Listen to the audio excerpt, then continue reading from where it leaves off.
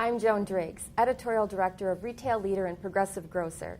I'm here with Tom O'Reilly of Aptaris, a provider of merchandising, planning, and marketing services for retailers. Thanks for joining us, Tom. Joan, it's great to be here. Thank you very much for having me. There is so much happening in the world of retail, particularly as retailers and their CPG partners are struggling to make better connections with shoppers.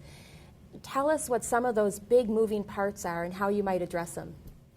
Well, there's an incredibly changing dynamic going on within the manufacturer and the retailer and how they're looking at how they're funding activities and how they want to be able to speak directly to the consumers that are buying their products and give the incentive to the people that are actually buying the product and using it. And that's a big change from what we've seen before when it's been much more of a shotgun approach.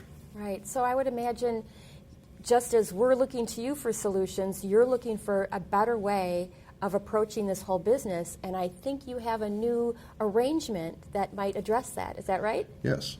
So we're our software tool primarily focused on function and process. We have now developed a joint strategic partnership with Dunnhumby's PriceStrat tool that allows us to take their science of your information and be able to offer promotional forecasting and optimization as the deals begin to come in from the manufacturer, as well as you're building your advertising and are looking to change items in and out, to be able to see what those implications are and have science behind that, as opposed to the gut feel of saying we need to have this product on the front page versus in the center of the circular or in our direct mail piece or at an end cap.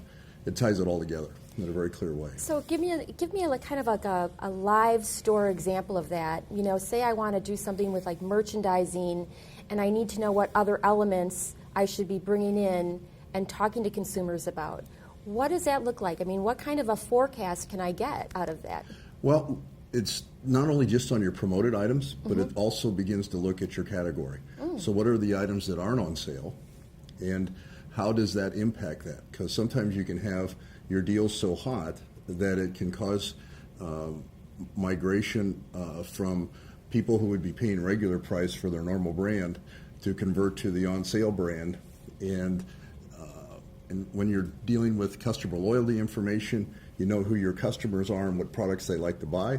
Those are the ones that you truly want to reward and give them the items, as opposed to the people who are just going to come through and cherry pick your store and find the items that are on sale. Does that help me with a little lift of like complementary categories too? I mean, category management is a really big deal right now, and I know we're pretty much committed to like breaking down some of those silos. So is this a tool that could actually help retailers kind of get more internal collaboration on not just a category, but some of those satellite categories as well? Sure. Just take a manufacturer that's in multiple categories and wants to offer a consumer, if they were to buy 5 of their items, it could be all the way across multiple categories, from dairy to pasta to any number of areas. And so you've got to get to that basket level data to be able to collect that funding.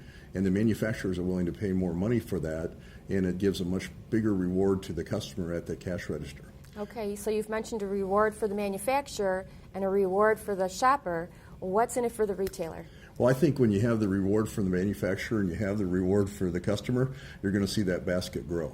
Excellent. And I think it allows you to make smarter decisions on how you're doing that, so you're going to be able to see what our very thin profit margins stabilize or be able to grow. And I also think that it allows you, because the offers are getting much more complex with buy so much here and get $5 off on your entire sale, or getting rewards for your gas card. Right. It's been very difficult to tie that all together. Or if it's in an end cap versus in the circular, and it's a runs over a month period, this then becomes the ability to be able to capture what the forecasts are going to be, load the actuals in, and it allows you to continue to get smarter as you move on, because the data becomes much more enriched and delivers a much more compelling story. And it's not so much that everybody needs to be doing more, it's that in a lot of cases they need to be doing less, that they're doing too much, and being able to zero in and find out what really moves the dial is just a tremendous asset for any retailer that we've seen use this tool. Making the complex simple is what everybody wants in retail right now. Tom, thank you. I know we're going to see you at Pulse, but from FMI Midwinter, thanks for joining us.